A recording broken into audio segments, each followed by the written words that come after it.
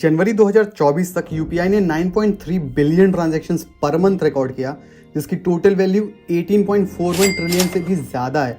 यानी भारत के non cash transactions का 90% हिस्सा अब सिर्फ यूपीआई के थ्रू होता है। और इस वक्त 490 मिलियन से भी ज़्यादा एक्टिव यूज़र्स यूपीआई का यूज़ कर रहे हैं। और हमारे हिंदू धर्म में ना एक कॉन्सेप्ट पाया जाता है, महाउपनिषद में लिखा गया है वसुधैव कुटुंबकम, जिसका मतलब होता है the world is one family, पूरा विश्व एक परिवार है। और ऐसे में जब इंडिया हमेशा से अपने हेल्प के लिए आगे बढ़ता आया है, चाहे वो कोविड-19 हो या कहीं किसी देश में नेचुरल डिज़ास्टर हो, भारत हमेशा सबसे आगे रहा है अपनी हेल्प पहुंचाने में।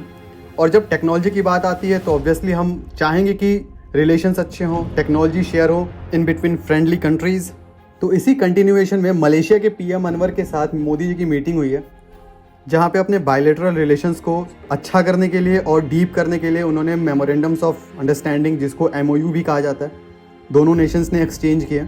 और ये इवेंट हुआ था दिल्ली में हैदराबाद हाउस में। और ये बहुत इंपॉर्टेंट इवेंट है given the situation between India and China, जिस पे हम आएंगे आगे। बट ये देख लेते हैं कि मीटिंग में कवर क्या क्या हुआ है। जो की अनाउंसमेंट है वो था कि इंडिया के यूपीआई को मलेशिया के पेनेट के साथ में इंटीग्रेट करना, जो कि एक डिजिटल वर्ल्ड को रेवोल्यूशनाइज कर देगा दोनों कंट्रीज के लिए।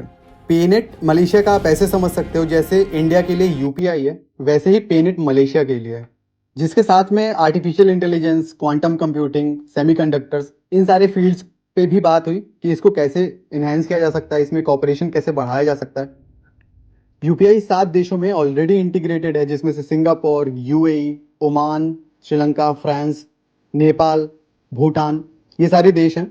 और इसके साथ अब मलेशिया भी जुड़ने वाला है जल्दी। रशिया और थाईलैंड के साथ डिस्कशंस हो रहे हैं, और बेल्जियम, नेदरलैंड, लग्जमबर्ग जैसे यूरोपियन देश में भी यूपीआई को ले जाने का प्लान हो रहा है।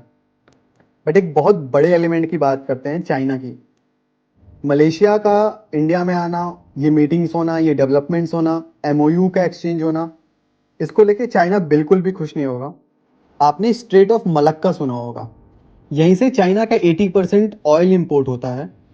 जो एनर्जी सप्लाईज होती हैं वो भी यहीं से होती हैं। जितनी भी मिडिल ईस्ट से, अफ्रीका से चाइना जाती हैं, वो सब इसी रास्ते के थ्रू होके जाती हैं। इस रास्ते पे कोई भी अड़चन आएगी तो वो चाइना के एनर्जी को, उसके इकोनॉमी को इम्पैक्ट करेगी। कोई भी देश इस रास्ते को ब्लॉक कर देगा, यानी कि वो चाइना पे एक तरह से दबाव बना लेगा कुछ भी करवाने के लिए।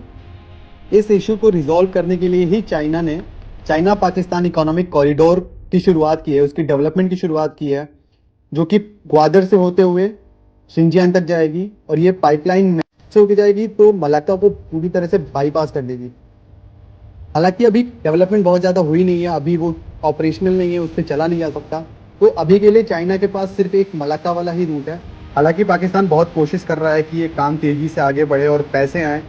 लेकिन कुछ टाइम पहले आपने सुना होगा कि कुछ अटैक्स हुए थे चाइनीज़ इंजीनियर्स पे और वर्कर्स पे, तो इसलिए चाइना भी थोड़ा बैकफुट पे आ गया था काम करवाने के लिए। और चाइना ना हमेशा से चाहता है कि इंडिया के जो पड़ोसी देश हैं उसके साथ इंडिया का अनरेस्ट बना रहे, चाहे वो श्रीलंका हो, चाहे वो मालदीव्स हो, चाहे वो पाकिस्तान हो, नेपाल हो। हमने पास्ट टाइम पे देखा था कि हमेशा चाइना एक हिंड्रेंस क्रिएट करता है इंडिया और उसके रिलेशंस के साथ। तो मलेशिया के साथ इंडिया का रिलेशन अच्छा होना ऑब्वियसली चाइना के पेट में दर्द तो होने वाला है। एंड अब आगे देखना होगा कि वो क्या एक्शंस लेता है इसके खिलाफ, क्योंकि वो चुप तो नहीं बैठेगा। हमने हिस्ट्री से यही सारी चीज़ें सीखी हैं कि चाइना कभी चुप नहीं बैठता। तो let's see what moves he makes, and then जो भी अपडेट होगा मैं आपको बताता रहूँगा। And will see you in the next one. Thanks for watching.